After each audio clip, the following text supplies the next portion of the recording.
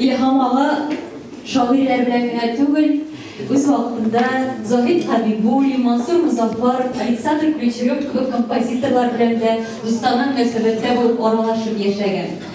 Rüstem Yakin'in gitmesen baba, jırlanmağın eli jır eserlerinden başkanın repertuarını olmayan göz altına da getirip bulmayın.